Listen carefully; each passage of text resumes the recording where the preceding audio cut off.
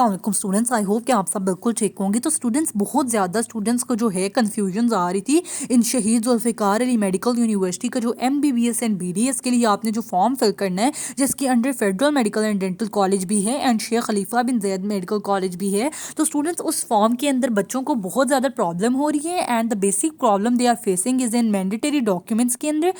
Students, मैं जो है आपको एक एक डॉक्यूमेंट समझाती हूँ, क्योंकि बहुत ज़्यादा स्टूडेंट्स को जो है समझ नहीं आ रही कौन सी डॉक्यूमेंट किस चीज़ की बात कर रहे हैं एंड क्या अपलोड करना है यहाँ पे एंड क्या नहीं अपलोड करना। तो स्टूडेंट्स, मैं आपको जो है एक एक बात करके एक एक पॉइंट करके समझाती हूँ, इंशाल्लाह आपको समझ भी आ जाएगी और फिर आपने जो है ध्यान से अपने फॉर्म पे ये चीज़ें अपलोड कर देनी है। फिर स्टूडेंट्स, सबसे पहले जो है हम बात करते हैं, सबसे पहले इनका जो डॉक्यूमेंट रिक्वायर्ड है that is your recent passport size colour photograph of the candidate with blue background. तो स्टूडेंट्स, आपको ये बात तो समझ आ ही गई होगी। अगर फिर भी नहीं आई तो स्टूडेंट्स, आपने जो है कोई भी छोटी आपकी जो पिक्चर होती है पासपोर्ट साइज़, आपने अगर आपकी नहीं है कोई भी रिसेंट पासपोर्ट साइज़ पिक्चर, तो आप जो है किसी भी पिक्चर्स वाली शॉप से फोटोग्राफर से जाके आपके मार्केट या फिर कोई भी इर्द गिर्द आपकी जो जगह है वहाँ पे ज़रूर बैठते होंगे फोटोग्राफर, पिक्चर खींचने वाले बंदे जो होते हैं, दुकान होती है कोई ना कोई, तो आप उनकी दुकान पे जाओ एंड अपनी रिसेंट फ़ोटो खिंचवाओ। अगर आपकी FSC लेवल तक की भी फ़ोटो है तो इट्स ओके, लेकिन मैट्रिक लेवल में जो होता है आप थोड़े छोटे होते हो, थोड़ी सी शक्ल भी डिफरेंट होती है अक्सर बच्चों की। आपने ऐसी पिक्चर खींचनी है जो कि रिसेंट हो and your face is recognisable in that, और आपने ये नहीं कोई छोटे होते कि पिक्चर आपने लगा देनी है 7-8 क्लास की या फिर 3-4 क्लास की। फिर स्टूडेंट्स बात करते हैं and it should be with blue background, आपकी जो पिक्चर है उसका वाइट नहीं ब्लू बैकग्राउंड होना चाहिए। और स्टूडेंट्स, कुछ स्टूडेंट्स ऐसे भी होते हैं जिनके पास वाइट बैकग्राउंड वाली पड़ी होती है, तो आप जो है ऐप डाउनलोड कर लो जिससे बैकग्राउंड चेंज हो जाता है एंड आपको बार बार दुकान पे जाने की ज़रूरत नहीं है। आप जो है ना बैकग्राउंड चेंज करने वाला ऐप डाउनलोड कर लो एंड सिंपली जो है आप उसके पीछे से बैकग्राउंड ब्लू कर लो या वाइट कर लो, जिस भी फॉर्म पे आपको जितना भी बैकग्राउंड रिक्वायर्ड है आप वही बैकग्राउंड रख लिया करो, बार बार दुकान पे जाने की इस चीज़ के लिए कोई ज़रूरत नहीं है। फिर दूसरे पॉइंट की बात करते हैं, that is your valid CNIC। Simply आपका जो CNIC है आपने उसकी फ़ोटो लगा देनी है। फिर तीसरे नंबर पे बात करते हैं, HSSC pre medical certificate issued by concerned board, equivalent certificate of A level 12th grade issued by IBCC। The candidates having foreign qualification shall also upload their original results issued by concerned foreign university, high school board and showing his her subjects. तो students, ये और fourth point के अंदर students को बहुत ज़्यादा confusion है कि ये क्या चीज़ है, तो मैं अब आपको समझाती हूँ, आपने आराम से सुनना है एंड आई होप कि आपको समझ भी आ जाएगी पूरी बात की। तो स्टूडेंट्स, पहली बात जो है, मैं पहले केस जो है वो A लेवल स्टूडेंट्स के लिए एक्सप्लेन कर देती हूँ, फिर जो है मैं आफ्टरवर्ड्स FSC वाले बच्चों के लिए एक्सप्लेन कर देती हूँ। तो जो A लेवल के हमारे स्टूडेंट्स हैं उन्होंने यहाँ पे क्या अपलोड करना है, आप जो हो, आप A लेवल वाले जो स्टूडेंट्स हैं, आप जो हो, जब आप इक्विवेलेंट सर्टिफिकेट बनाते हो ना IBCC से, सिंपली आपने यहाँ पे वो अपलोड करना है जो कि आपका इक्विवेलेंट सर्टिफिकेट होता है A लेवल वाले स्टूडेंट्स का। फॉरेन बोर्ड या यूनिवर्सिटी का जब आप IBCC में जाकर रिजल्ट दिखाते हो तो वो आपको एक इक्विवेलेंट सर्टिफिकेट बना के देते हैं, तो आपने जो है बस यहाँ पे सिंपली वही अपलोड करना है। This is for A level students.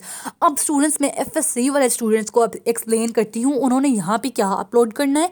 तो स्टूडेंट्स, अगर आप एक FSC के स्टूडेंट हो तो यहाँ पे देखो आपके लिए लिखा हुआ है HSSC pre medical certificate issued by concern board. आपने अगली बात नहीं पढ़नी, equivalent certificate of A level, वो A लेवल स्टूडेंट के लिए।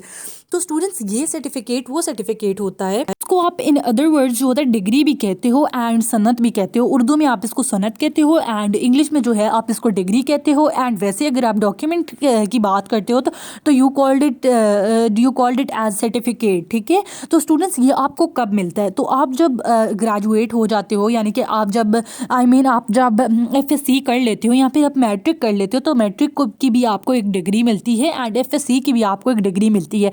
बट वो डिग्री आपको कब मिलती है, वो डिग्री जो होती है आपको 2-3 ईयर्स के बाद मिलती है। आपको कंसर्न बोर्ड जो होता है आप वो डिग्री देते हैं। आपने सबसे पहले क्या करना होता है, आप जिस भी कॉलेज के अंदर से पढ़े होते हो या स्कूल से पढ़े होते हो फॉर मैट्रिक लेवल, आप उस स्कूल में जाते हो, वो आपको एक लेटर इशू करते हैं, फिर जो है आप कंसर्न बोर्ड में जाते हो and they give you your certificate. HSSC का या फिर SSC का। तो स्टूडेंट्स यहाँ पे जो है एफएससी वाले स्टूडेंट्स ने वो अपलोड करना है। लेकिन स्टूडेंट्स अब बात आती है कि वो आपके लिए केस में बना हुआ है आपका या नहीं बना हुआ। अगर आप जो हो 2021 के एप्लीकेंट हो या फिर अगर आप 2020 के एप्लीकेंट हो तो आपका HSSC का प्री मेडिकल सर्टिफिकेट नहीं बना होगा, क्योंकि मैंने आपको जिस तरह पहले बताया वो 2 से 3 साल बाद आता है।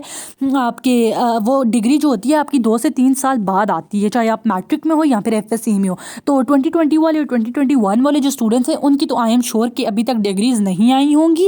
एंड जो 2019 वाले बच्चे जो हैं, अगर कोई बच्चा जो है वो अपनी एफएससी 2019 की अपलोड करे तो वो जो है अपने बोर्ड से एंड अपने कॉलेज से ज़रूर पूछ ले कि मैंने जो है 2019 में मैं अपीयर हुआ था एंड मेरी डिग्री आ गई है तो मैं वो बनवाना चाहता हूँ। तो आप जो है शायद आपकी डिग्री आ गई हो, आपको पता करना पड़ेगा। 2019 वाले जो एप्लीकेंट्स हैं जो एफएससी जो है अपनी 2019 की लगा रहे हैं।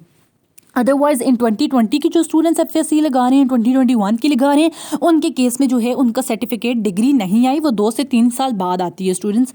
तो फिर आपने यहाँ पे क्या, फिर एक और सवाल आता है कि आप फिर यहाँ पे क्या अपलोड करोगे। तो स्टूडेंट्स यहाँ पे आपने सिंपली अपनी एफएससी की मार्कशीट अपलोड कर देनी है, इसमें चीज़ में कोई प्रॉब्लम नहीं है। I have confirm this to.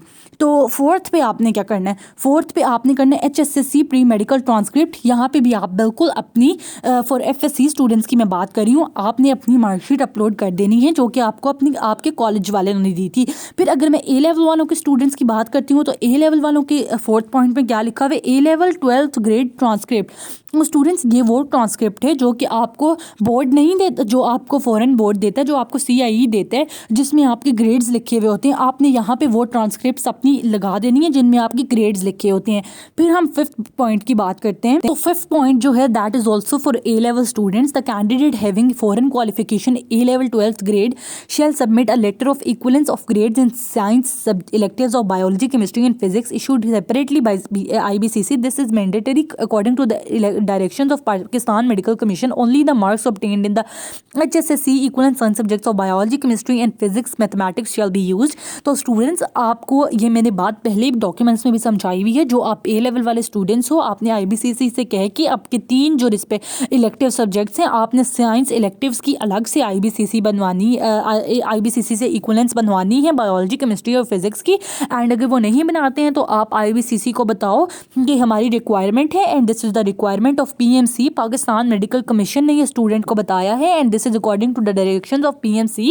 आप हमें जो है हमारे साइंस इलेक्टिव्स की 3 सब्जेक्ट्स की हमें जो है इक्वलेंस बना के दो। तो this point is totally for a level students. यहाँ पे एफएससी स्टूडेंट्स ने जो है उनका कोई काम नहीं है। फिर 6th पॉइंट जो है domicile certificate of the candidate. This is very easy. Domicile certificate जो है हमें पता है वो क्या होता है, सब स्टूडेंट्स का वो होगा ही अपने रिस्पेक्टिव प्रोविंसेस का। हिफ्ज़ कुरान सर्टिफिकेट, अगर आप हिफ्ज़ कुरान हो तो आपने अपना जो है जो भी आपके रजिस्टर्ड मदरसा ने आपको हिफ्ज़ कुरान सर्टिफिकेट दिया आपने वो अपलोड कर देना है। देन 8 नंबर पे आपका PMC MD का 2021 का रिजल्ट सर्टिफिकेट, जो भी आपको रिजल्ट आया था आपके जीमेल्स पे रिसीव हुआ होगा वो आपने इधर लगा देना है। एंड MD-CAT 2020 के बच्चे जो MD-CAT 2020 यूज़ करें उन्होंने अपना यहाँ पे जो है इक्वलेंस रिजल्ट अपलोड कर देना है। पहले जो है आपने अपना इक्वलेंस रिजल्ट निकालना है, 2020 वाले एप्लीकेंट्स की मैं बात कर रही हूँ, एंड देन आपने जो है वो अपलोड कर देना है। ऑल्सो ये पार्ट जो है हमने सारा डिस्कस कर लिया एंड आई होप स्टूडेंट्स आपको समझ भी आ गई होगी। तो FSC वाले स्टूडेंट्स ने जो है अगर उनकी डिग्री नहीं आई है, अगर वो 2021 और 2020 अपनी FSC डिग्री लगा रहे हैं, यानी कि उन्होंने अपना FSC जो है वो 2020 में की है या फिर 2021 में की है, तो आई एम श्योर कि उनकी डिग्री नहीं आई। लेकिन अगर आप जो है 2019 के हो तो आप अपने रिस्पेक्टिव बोर्ड से पूछ लो कि हमारी डिग्री तो नहीं आई, तो फिर आपने उस केस में यहाँ ये अपलोड करना है। एंड 4th पॉइंट में भी आपने FSC की अपनी मार्कशीट ही अपलोड करनी है, 3rd और 4th दोनों में। स्टूडेंट्स फिर बात करते हैं अबाउट B पॉइंट की, additional mandatory documents for foreign seats. तो ये फॉरेन सीट्स के स्टूडेंट्स के लिए है। फॉरेन सीट्स के स्टूडेंट जो हैं उन्होंने अपना करंट वैलिड फॉरेन पासपोर्ट लगाना है एंड जो स्टूडेंट खुद हैं जो एप्लीकेंट हैं उन्होंने अपना करंट वैलिड फॉरेन पासपोर्ट लगाना है। And foreign student means student who is not a Pakistani student and holds only a foreign nationality.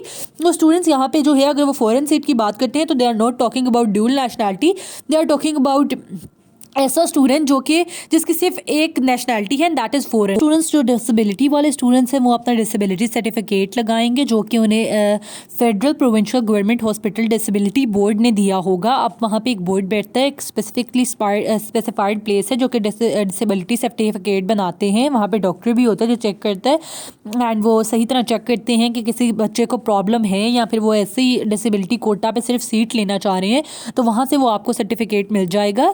Employment certificate issued by relevant federal government institution for seats of federal government employees only.